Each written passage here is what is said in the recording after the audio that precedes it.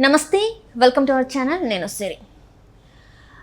ఇప్పటివరకు అయితే పొత్తు ఉంటుందా లేదా అని చెప్పేసి అయితే అనేక సందేహాలు ఉన్నాయి. అంటే టీడీపీ, జనసేన, బీజేపీ పార్టీల మధ్య పొత్తు ఉంటుందా లేదా అని అయితే ఒక సందేహం అయితే ఉంది. అయితే ఇఫ్ ఇన్ కేస్ పొత్తు కనుక కుదిరితే చంద్రబాబు నాయుడు గారు తొలి వేటు ఎవరి మీద వేయబోతున్నారు? సో ఈ అంశాన్ని మనకి క్లుప్తంగా వివరించడానికి మనతో పాటు ఉన్నారు Jai Bharat national party official spokesperson Chiranjeevi Nayak గారు ఉన్నారు. నమస్కారం సార్. నమస్తే. జై భారత్ అండి. చంద్రబాబు నాయుడు గారు ఒకవేళ అంటే బీజేపీ, టీడీపీ, జనసేన పొత్తు కనుక కుదిరితే రాష్ట్రంలో తొలి వేటు ఎవరి మీద పడే అవకాశం ఉంది? అంటే ఇలాంటివి చర్యలు తీసుకునే అవకాశం ఉంది? అంటే ఒకటండి, ఫస్ట్ అండ్ వీళ్ళు చేస్తున్న తప్పు ఏంటంటే ఆంధ్రప్రదేశ్కి 10 సంవత్సరాలుగా తీరని ద్రోహం చేసిన పార్టీని బ్యాక్ ఎండ్లో వైఎస్ఆర్సీపీ మద్దతు ఇస్తుంది. డైరెక్ట్గా పొత్తు పెట్టుకుని టీడీపీ, జనసేనలో ఆంధ్రప్రదేశ్ పాలిటిక్స్లోకి ఒక <1% ఓటు ఉన్న బీజేపీని తీసుకురావడం ట్రై చేస్తున్నాయి. ఆ పొత్తు కుదిరితే ఖచ్చితంగా టీడీపీ, బీజేపీని ఆంధ్రప్రదేశ్ పాలిటిక్స్లో తీసుకురావడం వల్ల అది టీడీపీ, జనసేనకు మైనస్గా మారుతుంది. అది చంద్రబాబు నాయుడు గారు టార్గెట్ చేయడం సెకండ్ అవుతుంది. ఎందుకంటే 10 సంవత్సరాలుగా ఆంధ్రప్రదేశ్ విడిపోయిన తర్వాత రాష్ట్రానికి రావాల్సిన ప్రాజెక్టులు కానివ్వండి, రాష్ట్రానికి రావాల్సిన నిధులు కానివ్వండి, రాష్ట్రానికి రావాల్సిన వివిధ కేంద్రాల నుంచి రావాల్సిన సంస్థలు కానివ్వండి, అన్నీ ఇవ్వకుండా బ్లాకేడ్ పెట్టేసిందే బీజేపీ. అలాంటి బీజేపీతో పొత్తు పెట్టి చంద్రబాబు నాయుడు గారు ఆయన టార్గెట్ అవుతారేమో, కానీ ఆయన ఇంకెవరినో టార్గెట్ చేసే పరిస్థితి అయితే ఉత్పన్నం అవుతుందని అనుకోవట్లేదండి. అంటే ఇప్పుడు బీజేపీతో పొత్తు అనేది రాష్ట్రానికి మేలు కన్నా కీడు చేసే అవకాశాలు ఎక్కువ ఉన్నాయి. 10 సంవత్సరాలుగా ఇప్పుడు ఆల్రెడీ 2014 నుంచి 19 మధ్యలో కీడు చేశారనే కదా టీడీపీ, జనసేన, బీజేపీ విడిపోయి విడివిడిగా పోటీ చేసింది. కీడు చేశారు అప్పటికి 19 నుంచి ఈ రోజు వరకు మేలేం చేయాల, కీడే చేశారు. కీడు ఎలా చేశారంటే రాష్ట్రానికి రావాల్సింది ఏది ఇవ్వకపోగా మనకు ఉన్న ఒక్క పిఎస్యు వైజాగ్ స్టీల్ ప్లాంట్ని అమ్మకానికి పెట్టారు వీళ్ళు. సో ఈ రకంగా కీడే చేస్తున్నారు. కీడు చేస్తున్న పార్టీతో వెళ్ళి మనకు కీడు జరుగుతుందని మేలు జరిగే అవకాశం ఎక్కడుందండి? ఒకటి, వీళ్లకు పొత్తులో ఉండి కీడు జరుగుతుంది. ఎందుకంటే బీజేపీ విషయంలో ఆంధ్రప్రదేశ్ ప్రజలు చాలా సీరియస్గా ఉన్నారు. నంబర్ 1. నంబర్ 2, ఎవరైతే కీడు చేస్తున్న పార్టీతో వెళ్ళటం వల్ల వీళ్ళకు జరగాల్సిన ప్లస్ కాస్త మైనసే అవుతుంది. అంటే ఇప్పుడు చాలా వరకు అయితే దొంగ ఓట్లు మనం చూసాం తిరుపతిలో. సో ఫస్ట్ భూమన గారి కుమారుడు మీదనే వేటు పడే అవకాశం ఉందని చెప్పేసి అయితే అంటే నేను ఎక్కడో చదివానండి, బీజేపీ ఇన్ని సీట్లు ఇన్ని రకాలుగా టైమ్ అండ్ అగైన్ ఒక థంపింగ్ మెజారిటీతో గెలుస్తుందంటే దొంగ ఓట్లతోనే బీజేపీ చాలా పార్లమెంట్ స్థానాల్లో గెలుస్తుందనేసి. సో బీజేపీ వెనక నుండి వైసీపీకి మద్దతు ఇచ్చే ఇలాంటి ప్రయత్నం చేయించిందని నేను చదివాను. సో బీజేపీ ఎలా యాక్షన్ తీసుకుందని చంద్రబాబు నాయుడు గారు ఇంత సీనియర్ అని చెప్పుకుని ఆయన నమ్ముతున్నారు అసలు? అంటే యాక్షన్ తీసుకోలేదంట. అంటే తీసుకోవాలా ఎలా తీసుకున్నారు? ఈసీ దాని మీద కనీసం యాక్షన్ తీసుకోలేదు కదా. ఓటర్ లిస్ట్ని వెరిఫై చేయలేదు కదా. ఎక్కడెక్కడి నుంచి వచ్చి ఓటేశారో కనీసం అప్పుడు మనం చూసాం, వీడియోలో, టీవీలో, వివిధ ఛానల్స్ అన్నింటిలో చూసాము. వేరే జిల్లాల నుంచి ఆర్టీసీ బస్సుల్లో తీసుకొచ్చి ఓటేస్తారు. దాని మీద ఏ యాక్షన్ తీసుకున్నారు? ఆయన ఎంపీగానే కొనసాగుతున్నారు కదా.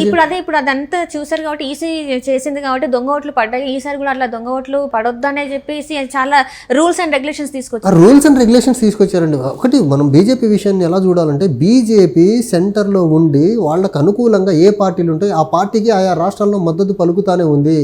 ఆంధ్రప్రదేశ్ ముఖ్యమంత్రిగా జగన్మోహన్ రెడ్డి అయిన తర్వాత బీజేపీ తీసుకొచ్చిన ప్రతి ఒక్క దేశాన్ని నష్టం చేసే చట్టాలన్నిటిని ఆయన లోక్సభలోను, రాజ్యసభలోను మద్దతు పలికిన వ్యక్తి. అలాంటి వ్యక్తిని బీజేపీ వదులుకుందని మనం ఎలా అనుకుంటామో చంద్రబాబు నాయుడు గారు ఎలా అనుకుంటున్నారు అసలు? అంటే ఇప్పుడు దొంగ ఓట్లలో ప్రధానంగా వినిపిస్తున్న ఈ వీళ్ళ మీద కూడా యాక్షన్స్ తీసుకునే అవకాశం తీసుకోరు. ఎందుకంటే దొంగ ఓట్లతో అధికారంలోకి వస్తుంది బీజేపీ కదా. అలాంటి దొంగ ఓట్లు ఎందుకంటే అది యాక్షన్ తీసుకోవాల్సి వస్తే బీజేపీ మీద కూడా తీసుకోవాల్సి ఉంటుంది కదా. సో ఇదంతా అంటే జస్ట్ ఊహాలే కానీ ఎప్పటికి మాత్రం వాస్తవ రూపం నిజం లేదు. చంద్రబాబు నాయుడు గారు ఏమన్నా భ్రమంలో నుంచి బయటికి రావాల్సిన అవసరం అయితే ఉంది. బీజేపీ ఎట్టి పరిస్థితుల్లో పొత్తులో ఉండి టీడీపీ, జనసేనని డ్యామేజ్ చేస్తుంది, వైసీపీకే మేలు చేస్తుంది. అంటే ఇప్పుడు మనం చూసాం గతంలో ఇప్పుడున్న ప్రభుత్వానికి వెనక నుంచి సపోర్ట్ చేస్తుంది బీజేపీ అని చెప్పేసి మనం వింటున్నాం. ఇప్పుడు ఏమో డైరెక్ట్గా మేము పొత్తులు పెట్టుకుంటున్నాం టీడీపీ, జనసేన చెప్తుంది. సో ఇప్పుడు మరి ఎలా మారబోతున్నాయి ఈక్వేషన్స్? అంటే ఒకటండి, నరేంద్ర మోదీ గారికను చంద్రబాబు గారికి కొంచెం పర్సనల్గా కొంచెం గ్యాప్ ఉంది. ఆ జగన్మోహన్ రెడ్డి ఏంటంటే ప్రతిదానికి సరెండర్గా ఉంటున్నారు కాబట్టి సెంటర్ నుంచి రావాల్సిన ఏది అడగలేదు కదా ఆయన. ప్రత్యేక హోదా కానివ్వండి, క్యాపిటల్ సిటీ గురించి కానివ్వండి, పోలవరం ప్రాజెక్టు గురించి కానివ్వండి, రైల్వే జోన్ కానివ్వండి, లేకపోతే కడప స్టీల్ ప్లాంట్ ఏది అడగకపోగా మన వైజాగ్ స్టీల్ ప్లాంట్ ప్రైవేట్ పరం చేస్తుందో అడగలేదు కాబట్టి లెసర్ ఈవిల్గా వాళ్ళు జగన్మోహన్ రెడ్డిని పరిగణిస్తారు. ఎందుకంటే జగన్మోహన్ రెడ్డి మీద ఎక్కువ కేసులు ఉన్నాయి కంపేరిటివ్ చంద్రబాబు నాయుడు గారు. సో ఈయన కేసులు అడ్డం పెట్టుకొని జగన్మోహన్ రెడ్డితో ఏ ఆట కావాలంటే ఆ ఆట ఆడించవచ్చు. ఈయన ఇన్ కేసు ఏమన్నా ఆంధ్రప్రదేశ్ రాష్ట్రానికి ఏమన్నా రావాల్సిన ఇవ్వండి, లేకపోతే కొత్తగా ఏదైనా కావాలని అడిగే పరిస్థితి లేదు జగన్మోహన్ రెడ్డి గారికి. ఎందుకంటే ఆయన మోయలేనన్ని కేసులు ఆయన మీద ఉన్నాయి. అడిగితే ఆ బెయిల్ క్యాన్సిల్ అయితే జైలుకి వెళ్ళాల్సి ఉంటుంది. కాబట్టి వాళ్ళు జగన్మోహన్ రెడ్డిని ఎంటర్టైన్ చేస్తారు. ఇప్పుడైతే మనకి ఏంటంటే ఇంకా రేపు ఎల్లుండో అంటే రేపు మాపు మనకైతే పొత్తుల విషయం మీద క్లారిటీ వచ్చే అవకాశం ఉంది. ఇంకోటి సీట్ల షేరింగ్ విషయం కూడా క్లారిటీ వచ్చే అవకాశం ఉంది. అంటే ఒకటండి, ఇప్పుడు ఇవన్నీ మీడియాలో వస్తున్న ఊహాగానాలతో పాటు టీడీపీ నుంచి కానీ, బీజేపీ నుంచి కానీ, జనసేన నుంచి కానీ వాళ్ళు ఏ విధంగా కూడా పొత్తు గురించి ఒక్క మాట మాట్లాడట్లేదు. వాళ్ళు రకరకాల మీటింగ్స్ కండక్ట్ చేస్తున్నారు. ఆ మీటింగ్లో వాళ్ళు ఒక్క మాట కూడా బీజేపీతో ఈ రకంగా పొత్తు ఉండబోతుందని చెప్పట్లేదు. ఇవన్నీ ఊహాగానాలే కదా. అంటే ఇప్పుడు కొన్ని సీట్స్ అయితే ఇప్పుడు మనకి 24 సీట్లు జనసేన పార్టీకి ఇచ్చారు. అయితే మిగిలిన సీట్లలో బీజేపీకి ఇచ్చే అవకాశం ఉంది కాబట్టి ఆ సీట్స్ని అట్లా పెట్టారని చెప్పేసి మనకి వార్తలు వస్తుంది. అందులో మిగిలిన 57 సీట్లు బీజేపీకి అయితే ఇవ్వరు కదా. మిగిలిన 57-58 సీట్లు అవైతే అన్ని సీట్లు అయితే ఇవ్వరు కదా. ఏమో మహా ఇస్తే 5-10 సీట్లు ఇస్తారు బీజేపీకి, అంతకంటే ఎక్కువ సీట్లు ఇవ్వరు కదా. సో బీజేపీ కోసమే సీట్లు ఆపారంటే కొంతవరకు అందులో నిజం ఉండుండొచ్చు. కానీ బీజేపీని ఆ పొత్తులో తీసుకోవడం వల్ల ఆంధ్రప్రదేశ్కి ద్రోహం చేస్తున్న బీజేపీని ఎలా తీసుకుంటారు? అది కదా జై భారత్ నేషనల్ పార్టీగా మేము అడుగుతుంది. అదే 10 సంవత్సరాలుగా ద్రోహం చేస్తున్న పార్టీని మీరు ఎందుకు మళ్ళీ ఆంధ్రప్రదేశ్ పాలిటిక్స్లోకి లెస్ దెన్ 1% ఉన్న పార్టీని ఎందుకు తీసుకురావాలనుకుంటున్నారు? మీరు అన్నట్టు జగన్మోహన్ రెడ్డి గారు 3 రాజధానులదే పేరెత్తారు. కానీ కేంద్రం మాత్రం మేము అమరావతికే ఫిక్స్ అయిపోయి ఉన్నామని చెప్పేసి జగన్దే తప్పు, మాదేం తప్పు లేదు, మేము చేస్తాం ఏదన్నా కూడా ఇప్పుడు మాకు అధికారం ఇస్తే మాత్రం ఖచ్చితంగా మళ్ళీ అన్ని డెవలప్ చేస్తామని చెప్పేసి అంటున్నారు. మరి బీజేపీ ఆ మాటలు నమ్మచ్చా? అంటే ఒకటండి, ఇప్పుడు ప్రధానమంత్రి గారు శంకుస్థాపన చేసిన అమరావతిని డిజింటిగ్రేట్ చేసి 3 ముక్కలాడుతున్న జగన్మోహన్ రెడ్డి మీద యాక్షన్ ఎందుకు తీసుకోవట్లేదు బీజేపీ? ఎందుకు తీసుకోవట్లేదు? లోపాయికారి ఒప్పందం ఉంది కాబట్టి తీసుకోవట్లేదు. ఒకటి, లెస్ దెన్ 1% ఓటు ఉన్న బీజేపీ 10 సంవత్సరాలుగా ఆంధ్రప్రదేశ్కి తీరని ద్రోహం చేస్తున్న బీజేపీ అసలు అధికారంలోకి వస్తుందని ఎలా నమ్ముతాం మనం అసలు? అంటే ఇది ఓన్లీ కేవలం పార్టీ స్వలాభం కోసమే కానీ ఎక్కడ కూడా రాష్ట్రం అభివృద్ధి కోసం కాదంటారు. ఎక్కడ రాష్ట్ర అభివృద్ధి కోసం ఆలోచించే ఏ టీడీపీ కానీ, బీజేపీ కానీ, వైఎస్ఆర్సీపీ కానీ ఆలోచించవు. ఆలోచిస్తే ఈ బీజేపీకి సపోర్ట్ చేయవు అసలు. వీళ్ళు బీజేపీని డైరెక్ట్లీ ఆర్ ఇండైరెక్ట్లీ అన్ని రకాలుగా మద్దతు ఇస్తున్నారు అంటే వీళ్ళకి రాష్ట్రం ఇంట్రెస్ట్ కంటే వీళ్ళ పార్టీల ఇంట్రెస్టే ముందు కనిపిస్తూ ఉంది కదా. అంటే ఇప్పుడు ఈసారి ఒకవేళ ఇన్ని రోజులు మనము జగన్ గారి ప్రభుత్వం చూసాం, ఒకవేళ టీడీపీ జనసేన ప్రభుత్వం వస్తే కూడా ఇంతే ఇలానే ఉంటుంది ఏపీ అంటే వీళ్ళు ధైర్యం చేసి బీజేపీకి ఇది కావాలని అడిగే పరిస్థితి లేదు. ఇన్ కేస్ అడిగేలా ఉంటే వీళ్ళు పొత్తు పెట్టుకునే సాహసమే చేయకపోతారండి. ఎందుకంటే 2019 వరకు ఏం చేయలేదని కదా వీళ్ళు బయటకు వచ్చి విడివిడిగా పోటీ చేసింది. 14 నుంచి 19 నుంచి 23 వరకు కూడా ఏం చేయలేదు. ఏం చేయని బీజేపీతో పొత్తు కోసం వీళ్ళు ఎందుకు వెంపర్లాడుతున్నారు? That is the biggest question from the Jai Bharat national party end. ఏం చెయ్యని బీజేపీకి, ఓటు బ్యాంక్ లేని బీజేపీకి మీరు ఎందుకు పొత్తులో ఎంటర్టైన్ చేయాలనుకుంటున్నారు? అభివృద్ధి అంటున్నారు. అభివృద్ధి కోసం 10 సంవత్సరాల్లో బీజేపీ ఆంధ్రప్రదేశ్కి చేసిందేమిటి? అంటే ఇప్పుడు మీరు అన్న దాని ప్రకారం చూస్తే దొంగ ఓట్ల ఏదైతే ఉందో అది కూడా అసలు ముందు కదిలే ప్రసక్తి లేదు. ఎందుకంటే బీజేపీనే దొంగ ఓట్ల మీద డిపెండ్ అయింది ఉత్తరాదిలో. అంటే ఇప్పుడు ఇక్కడ మన ఏపీ స్టేట్లో కూడా అంతే అంటారా? ఏపీ స్టేట్లో వైసీపీ మొన్న చిత్తూరులో ఏం చేసిందో అదే జరగబోతుంది. ఇప్పుడు 2019 ఎన్నికలు చూడండి మీరు, మిడ్ నైట్ వరకు ఓటింగ్ జరిగిందండి. అట్లా ఉండదు కదా, మిడ్ నైట్ వరకు ఓటింగ్ కొన్ని ప్రాంతాల్లో జరిగింది కదా. ఇప్పుడు మనకు according to representation of people act తర్వాత ఈసీ డైరెక్షన్స్ ఏం చెప్తుంది? 5 గంటల వరకు పోలింగ్ రోజు 5 గంటల వరకు ఎంతమంది క్యూలో ఉంటే అంతమంది ఓటింగ్ ఏ ఇంచి క్లోజ్ చేయాలా. కానీ మిడ్ నైట్ వరకు ఓటింగ్ చేసి అంతమంది క్యూలో ఉండి ఉన్నారా? ఎక్కడెక్కడైతే మిడ్ నైట్ వరకు ఓటింగ్ జరిగిందో ఆ ప్రాంతాల్లో లేదు కదా. ఈవెన్ చట్టవిరుద్ధమైన ఓటింగ్ జరిగింది 2019లో. అందుకనే జగన్మోహన్ రెడ్డి గారికి 151 సీట్లు వచ్చాయి.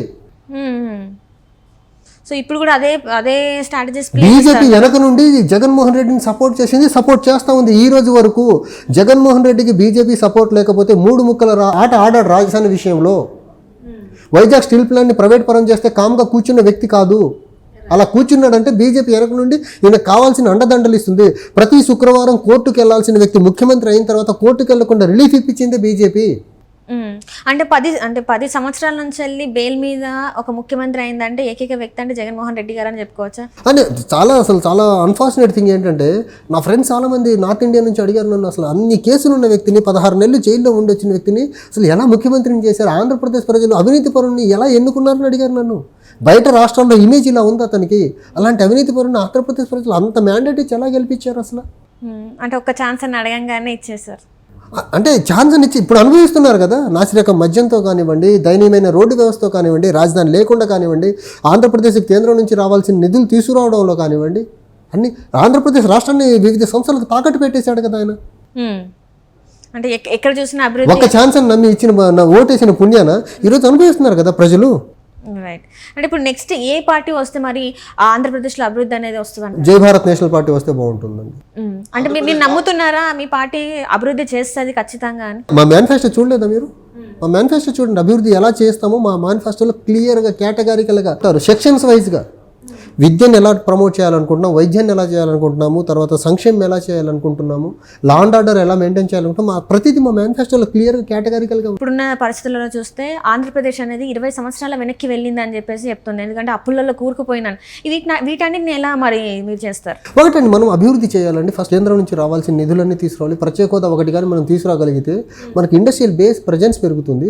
ఆ ప్రజెన్స్ పెరగడం వల్ల ఎంప్లాయ్మెంట్ పెరుగుతుంది. ఎంప్లాయ్మెంట్ పెరగడం వల్ల ప్రజల దగ్గర ఏంటంటే మనకు ఎక్స్పెండిచర్ బెటర్ అవుతుంది. ఎక్స్పెండిచర్ బెటర్ అయితే మనకు ట్యాక్సెస్ వస్తే రాష్ట్రాన్ని అభివృద్ధి చేయొచ్చు కదా. ఎవరు జేబుల్ డబ్బుల్లో నుంచి ఎవరు అభివృద్ధి చేయరు కదా. అల్టిమేట్లీ ఇది ట్యాక్స్లో వచ్చిన రెవెన్యూ ద్వారానే ఏదన్నా జరగాలంటే రాష్ట్రంలో కానివ్వండి, కేంద్రంలో కానివ్వండి, అది ఇండైరెక్ట్ ట్యాక్సెస్ కానివ్వండి, డైరెక్ట్ ట్యాక్సెస్ కానివ్వండి, ప్రజల నుంచి కానివ్వండి, పరిశ్రమల నుంచి కానివ్వండి, మనకు ట్యాక్సెస్ వస్తేనే కదా మనం ఏదన్నా ముందుకు అడిగేసేది. అంటే ఇప్పుడు ఆంధ్రప్రదేశ్లో నిరుద్యోగ సమస్య ఉంది, వలసలు వెళ్తూనే ఉన్నారు. అక్కడ అసలు యువత అనేది పండగలకు తప్ప ఇంకెక్కడ కనిపించే పరిస్థితి లేదు. మరి మీ పార్టీ వస్తే ఖచ్చితంగా యువతకి ఉద్యోగ అవకాశాలు ఉంటాయా? అంటే యువతకు ఉపాధి కల్పించే విషయంలో మా జై భారత్ నేషనల్ పార్టీ చాలా క్లియర్గా ఉందండి. యూత్ ఫైనాన్స్ కార్పొరేషన్ అని ఒకటి క్రియేట్ చేసి, సో యూత్ ఫైనాన్స్ కార్పొరేషన్ ద్వారా ఇంట్రెస్టెడ్ యూత్ డిపిఆర్తో రాగలిగితే వాళ్ళకు స్టార్ట్అప్స్ పెట్టుకునేదానికి, ఇండస్ట్రీస్ పెట్టుకునేదానికి వాళ్ళకు లోన్స్ ఇచ్చి ఇండస్ట్రీస్ పెట్టేదానికి యువతను మేము ఎంకరేజ్ చేస్తాము. డ్రగ్స్ బారిన పడి మద్యానికి డ్రగ్స్కి బానిసై తప్పుదారిని వెళ్తున్న యువతని సన్మార్గంలో పెట్టి వాళ్ళని ఇండస్ట్రియలిస్ట్గా, ఎంటర్ప్రెన్యూర్స్గా మార్చేదానికి జై భారత్ పార్టీ కంకణం కట్టుకుని ఉంది.